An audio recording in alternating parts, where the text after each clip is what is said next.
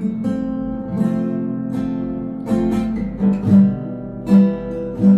datang Tuhan pada malam hari ini, kami ingin menyembah-Mu Tuhan.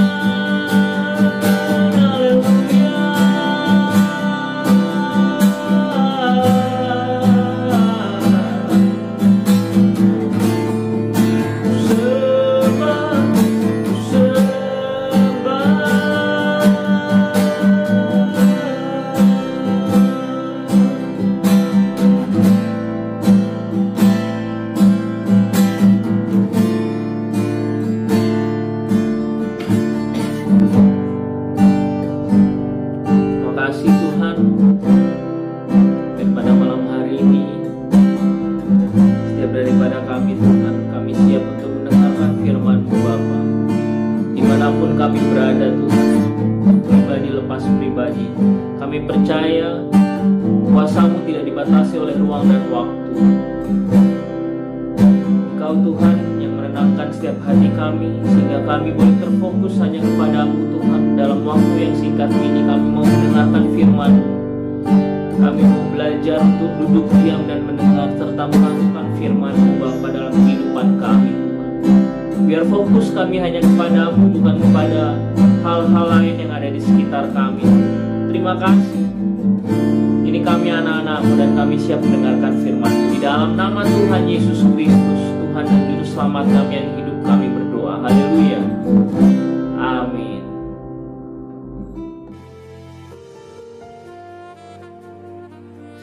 Shalom Bapak Ibu, Saudara terkasih di dalam Tuhan, selamat malam. Berjumpa lagi kita di dalam ibadah Kingdom Devotion pada malam hari ini. Dimanapun kita berada, mendengarkan video ini ya Saudara, kita akan bersama-sama belajar tentang kebenaran firman Tuhan yang akan temanya melanjutkan hari Minggu yang kemarin ya Saudara, yaitu tentang bertahan di dalam pencobaan yang diambil dari Roma 5 ayat yang ketiga sampai yang keempat. Dan bukan hanya itu saja, kita malah bermegah juga dalam kesengsaraan kita, karena kita tahu bahwa kesengsaraan itu menimbulkan ketekunan, dan ketekunan menimbulkan tahan uji, dan tahan uji menimbulkan pengharapan. Saudara, kalau hari Minggu kemarin kita sudah belajar tentang kenapa kesengsaraan itu menimbulkan ketekunan, dan kenapa ketekunan menimbulkan tahan uji, dan mengapa tahan uji menimbulkan sebuah pengharapan di dalam Tuhan ya Saudara. Nah, oleh sebab itu pada malam hari ini kita akan melanjutkan ya Saudara tentang bagaimana agar kita dapat bertahan di dalam pencobaan. Apa saja hal-hal yang dapat kita lakukan ketika kita ada di dalam pencobaan ya Saudara. Yang pertama, pandanglah pencobaan itu sebagai alat uji iman.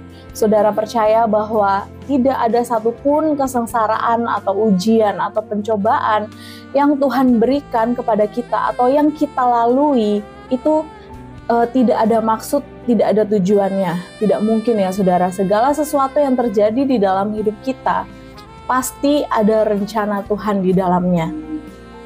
Sadari bahwa pencobaan adalah sarana yang digunakan oleh Tuhan untuk mendewasakan iman kita. Saudara, sebagai orang yang percaya kepada Tuhan, sebagai anak-anak Allah, sebagai anak-anak Tuhan, kerohanian kita itu harus bertumbuh di dalam Tuhan. Bukan hanya jasmani kita saja manusia bertumbuh, tetapi kerohanian kita juga harus bertumbuh di dalam Tuhan. Oleh sebab itu kita harus memandang pencobaan adalah salah satu alat uji untuk mendewasakan iman kita ya Saudara. Dengan memahami tujuan ilahi di balik pencobaan, kita dapat menghadapi kesengsaraan dengan hati yang teguh. Saudara, ketika Rasul Paulus mengalami penderitaan yang begitu berat di dalam hidupnya, ketika Rasul Paulus mengalami ujian di dalam hidupnya, dia harus dipenjara, dia diombang-ambing di tengah laut. Tapi dia tidak pernah menyerah Saudara di dalam pencobaannya, karena dia tahu pencobaan yang dia alami saat itu mendewasakan iman dia di dalam Tuhan. Jadi sehingga Rasul Paulus dapat melewati setiap kesengsaraan itu dengan hati yang teguh di dalam Tuhan. Kita harus memahami tujuan Tuhan di balik setiap kesengsaraan, setiap penderitaan yang kita alami. Bukan berarti Tuhan menginginkan kita untuk menderita, Saudara. Bukan berarti Tuhan memberikan penderitaan itu dengan sengaja agar menjatuhkan kita, agar melemahkan kita. Bukan, Saudara. Tetapi tujuan yang Tuhan inginkan adalah agar kita bisa lebih lagi mengandalkan Tuhan di dalam hidup kita. Agar kita lebih lagi untuk mengingat keberadaan Tuhan di dalam hidup kita. Agar kita lebih memahami lagi dan kita lebih mengandalkan Tuhan lagi di dalam hidup kita. Karena seringkali ketika kita sudah ada di zona nyaman, kita sudah ada segala sesuatunya baik di dalam hidup kita seringkali melupakan Tuhan, Saudara. Oleh sebab itu, ketika kita sudah semakin jauh dari Tuhan, kita memerlukan sesuatu untuk kita bisa kembali ingat kepada Tuhan. Sekalipun, Saudara, sekalipun hal ini terdengar seperti seperti sesuatu yang agak salah ya saudara, karena seharusnya kita mengingat Tuhan itu setiap saat, bukan ketika ada masalah saja ya saudara. Tetapi seringkali manusia cenderung ketika dia ada di tengah-tengah penderitaan, ketika dia ada di tengah masalah persoalan, dia baru mengingat Tuhan saudara. Dan ketika hidup kita selalu mudah, kita nggak akan pernah lagi belajar tentang ketekunan saudara, seperti yang kita telah bahas di hari Minggu yang kemarin saudara. Hal yang kedua, bagaimana kita dapat bertahan di dalam pencobaan, yaitu dengan meneladani Kristus, dengan meneladani Tuhan Yesus. Tuhan Yesus telah terlebih dahulu memberikan teladan yang sangat sempurna bagi setiap kita di dalam dia menghadapi penderitaan saudara. Meskipun Tuhan mengalami berbagai pencobaan, dia tetap terus setia sampai akhir saudara. Bayangkan kalau Tuhan Yesus tidak setia sampai akhir, mungkin karya penebusannya tidak jadi dia lakukan saudara. Tetapi karena dia setia sampai akhir dan itu memberikan teladan yang sempurna bagi kita saudara. Oleh sebab itu kita sebagai anak-anak Tuhan, kita sebagai orang-orang yang telah diselamatkan, kita sebagai orang-orang yang percaya kepada Kristus, kita harus meneladani bagaimana cara hidup Tuhan Yesus saudara.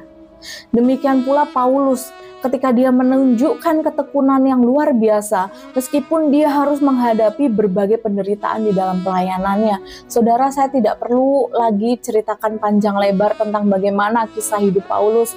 Saya rasa pasti kita semua sudah tahu bagaimana penderitaan yang dialami oleh Paulus ketika dia mulai melayani Tuhan. Dan tetapi hal yang luar biasa terjadi ketika Tuhan mengubahkan hidupnya. Sekalipun dia ada di tengah-tengah penderitaan, dia tetap tekun untuk bertahan sampai akhirnya saudara, untuk melayani Tuhan. Hal yang ketiga saudara, yaitu berfokus pada panggilan surgawi. Seperti halnya Rasul Paulus saudara, kita dipanggil juga untuk melupakan apa yang telah di belakang kita. Tetapi kita harus berlari menuju tujuan yang telah ditetapkan oleh Tuhan. Di dalam Filipi 3 ayat yang ke-13-14. Saudara, setiap kita pasti punya masa lalu. Setiap kita pasti mempunyai hal yang mungkin kita sesali. Hal yang buruk yang telah kita lakukan. Segala sesuatu mungkin yang buruk pernah kita lakukan. Saya percaya tidak ada satupun orang hidup di dunia ini yang tidak memiliki masa lalu. Kita semua punya masa lalu saudara. Dan kebanyakan masa lalu itu masa lalu yang buruk. Hal-hal yang buruk saudara, apalagi kalau kita baru percaya kepada Tuhan. Tetapi ada kabar gembira bagi setiap kita bahwa Tuhan mau kita berfokus pada panggilan surgawi. Ada panggilan di dalam diri saya dan saudara, yaitu untuk berfokus kepada Tuhan. Sekalipun kita mengalami penderitaan, kita harus memusatkan perhatian kita kepada tujuan akhir kita, yaitu panggilan surgawi untuk mendapatkan mahkota yang Tuhan sudah sediakan saudara. Oleh sebab itu kita harus bertahan di dalam setiap pencobaan. Orang hidup saudara, manusia hidup itu dikatakan oleh Rasul Paulus, kita seperti sedang berlomba di tengah perlombaan saudara. Kalau kita menyerah, kita tidak akan sampai ke garis akhir atau ke finish saudara. Kalau kita menyerah, kalau kita berhenti di tengah perjalanan. Tetapi yang Tuhan mau bagi setiap kita adalah kita bertahan, kita berlari, berfokus kepada panggilan surgawi. Tuhan mau kita melakukan bagian kita dengan sempurna. Bagian kita di tengah-tengah dunia ini untuk berfokus kepada Tuhan. Saudara, kalau kita fokus sama Tuhan, kita tidak akan lagi, sekalipun kita jatuh, tapi kita nggak mungkin sampai terseok-seok saudara. Seringkali kita berat, kita mengalami hal yang susah, hal yang berat, itu karena kita mengandalkan kekuatan kita sendiri. Karena kita mengandalkan diri kita sendiri, kita tidak mau melibatkan Tuhan di dalam setiap rencana kita. Kita tidak mau melibatkan Tuhan di dalam kehidupan kita, sehingga seringkali kita mengalami kegagalan saudara. Yang keempat saudara, yang terakhir yaitu percaya pada janji Allah. Ingatlah saudara bahwa Allah tidak akan membiarkan pencobaan itu terjadi di dalam hidup kita. Itu melebihi kemampuan kita. Hal ini menjadi penyemangat bagi setiap kita saudara, bahwa setiap penderitaan, pencobaan yang terjadi di dalam hidup kita itu tidak melebihi batas kemampuan kita. Saudara harus mengatakan itu di dalam diri saudara ketika saudara ada di tengah-tengah tengah pencobaan, bahwa hal ini tidak melebihi kekuatanku. Kalau Tuhan berikan hal ini, berarti Tuhan tahu aku mampu menanggungnya, sehingga aku pasti bisa melewatinya. Dan ingat saudara, Tuhan tidak akan pernah meninggalkan kita sendirian untuk melewati dan melalui setiap hal yang terjadi di dalam hidup kita. Melalui pencobaan, Tuhan mengembangkan ketekunan untuk kita. Karakter dan pengharapan di dalam hidup kita itu Tuhan sedang kembangkan, Tuhan sedang upgrade saudara. Ketekunan adalah bukti kedewasaan iman kita di dalam Tuhan, dan pengharapan yang diberikan Tuhan itu tidak akan pernah mengecewakan saudara. Mari kita terus bertahan di tengah-tengah pencobaan. Kita harus berpegang pada kasih karunia dan janji Tuhan. Tuhan tidak pernah ingkar janji saudara. Kita harus sadari, kita harus pahami hal itu ya saudara. Jadi saudara, lewat keempat hal yang kita pelajari pada malam hari ini, yaitu pandanglah pencobaan sebagai alat uji iman. Dan yang kedua, dengan cara meneladani Kristus. Yang ketiga, berfokus pada panggilan surgawi. Yang keempat, percaya pada janji Allah. 4 hal ini adalah cara bagaimana agar kita dapat bertahan di dalam pencobaan saudara. Jangan pernah ragu, jangan pernah khawatir saudara, jangan pernah takut. Karena kita semua pasti mengalami pencobaan, kita semua pasti pernah mengalami ujian di dalam hidup, kita semua pasti pernah mengalami hal yang tersulit pernah terjadi di dalam hidup kita, hal yang paling menyakitkan pernah terjadi di dalam hidup kita, dan mungkin bukan pernah terjadi, tapi mungkin saat ini sedang terjadi. Tapi kita semua belajar pada malam hari ini tentang bagaimana kita dapat bertahan. Ingat saudara, Tuhan itu selalu suka proses. Tuhan tidak akan pernah memberikan segala sesuatu instan. Karena apa? Karena ada sesuatu yang Tuhan ingin persiapkan di dalam hidup kita. Ada sesuatu yang ingin Tuhan upgrade di dalam setiap kita. Oleh sebab itu kita harus melewati proses demi proses. Seperti besi yang harus dipanaskan sehingga dia bisa menjadi suatu pedang yang sangat kuat dan sangat tajam. Begitu juga hidup kita di tangan Tuhan. Tuhan mau membentuk kita menjadi sedemikian rupa agar kita bisa menjadi sesuatu yang kuat, yang kokoh. Dan yang terpenting, Tuhan sedang mempersiapkan agar hidup kita berkenan di hadapan Tuhan, agar hidup kita selalu memuliakan Tuhan, agar hidup kita sesuai dengan kehendak dan tujuannya Tuhan saudara. Karena memang seperti itulah yang harus terjadi di dalam hidup setiap kita, bahwa kita harus hidup sesuai dengan apa yang Tuhan mau. Kita harus hidup sesuai dengan kehendak Tuhan, saudara. Jangan sesuai kehendak diri kita sendiri atau kehendak orang lain, tetapi biarlah hidup kita senantiasa selalu dituntun dan dipimpin oleh kehendak Tuhan di dalam hidup kita, saudara. Puji nama Tuhan, saudara. Mari kita bersatu di dalam doa. Tuhan Yesus, terima kasih untuk malam hari ini, Tuhan. Kesempatan yang luar biasa bagi setiap kami, kalau kami boleh belajar tentang 4 hal bagaimana kami dapat bertahan di tengah pencobaan Tuhan.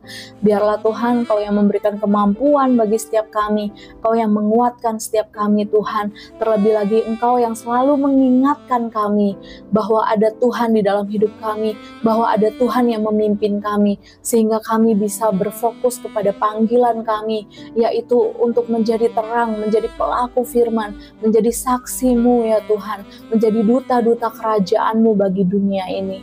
Terima kasih ya Bapa, berkati setiap jemaat-Mu dimanapun mereka berada Tuhan. Hamba-Mu percaya Tuhan selalu menyertai mereka, Tuhan selalu melindungi mereka. Engkau gembala yang baik bagi setiap kami Tuhan, dan kami percaya kami aman di dalam Tuhan. Sekalipun pencobaan dan penderitaan terjadi dalam hidup kami Tuhan, tidak pernah sekalipun Tuhan melepaskan kami dari genggaman tangan-Mu. Terima kasih Bapa di surga, kami mengucap syukur, kami bersyukur Tuhan memiliki Allah yang seperti Engkau. Di dalam nama Tuhan kami Yesus Kristus. Haleluya, puji Tuhan. Amin. Tuhan Yesus memberkati.